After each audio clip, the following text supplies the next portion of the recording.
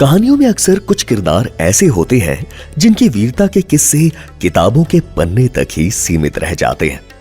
ऐसे किरदार जिनकी भूमिका तो असल में बहुत बड़ी होती है, पर किसी कारणवश उनकी चर्चा इतनी नहीं हो पाती।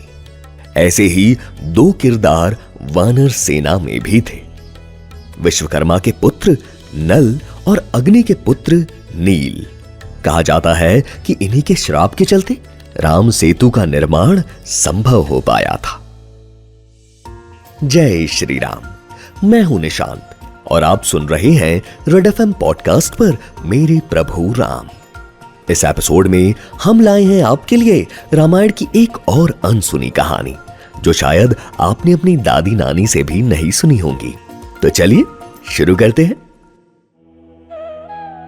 पुराने समय में कई बार ऋषि मुनि क्रोधित होकर श्राप दे दिया करते थे। ऐसे श्राप जिनसे मुक्त होने के लिए शायद एक पूरा युग भी कम पड़ जाता था। पर सुनिए कैसे प्रभु श्री राम की शरण में इन दोनों भाइयों के लिए ऋषियों का मिला श्राप भी एक वरदान साबित हुआ। नल और नील, दो वानर, जो वानर के स्वभाव अनुसार वन में बहुत कूद फान मचाया करते थे।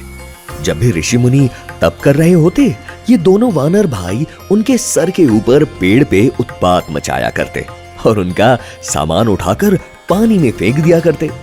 नादान बालक समझकर ऋषि उनको कई बार माफ कर देते थे, पर नदी से सामान निकालने में उनको काफी परेशानियों का सामना करना पड़ता था। एक दिन तंग आकर एक ऋषि ने नल और नील दोनों को यह श्राप दे दिया कि उनके हाथों से फेंकी हुई कोई भी वस्तु पानी में डूबेगी नहीं, बल्कि सतह पर तैरती रहेगी। इस श्राप के बाद जब भी नल और नील कोई भी सामान पानी में फेंका करते, वो तैरकर पानी की सतह पर आ जाता और ऋषि मुनि उसे आराम से निकाल लेते।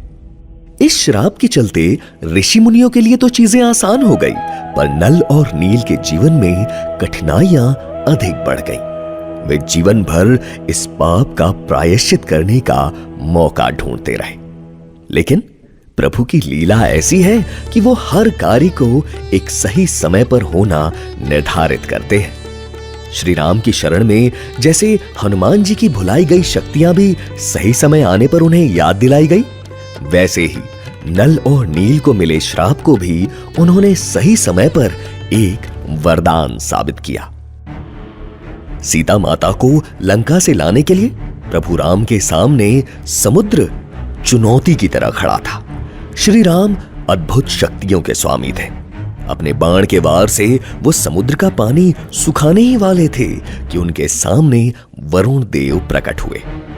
उन्होंने ही लंका पहुंचने की समस्या का एक समाधान बताया, और वो समाधान था सेतु निर्माण। लेकिन पानी पर 50 किलोमीटर लंबा पुल आखिर कैसे बनता?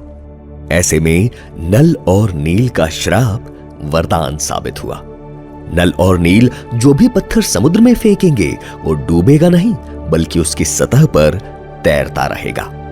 वानर सेना ठीक ऐसा ही करती है, पर अब भी ये पत्थर इधर उधर भाग रहे थे।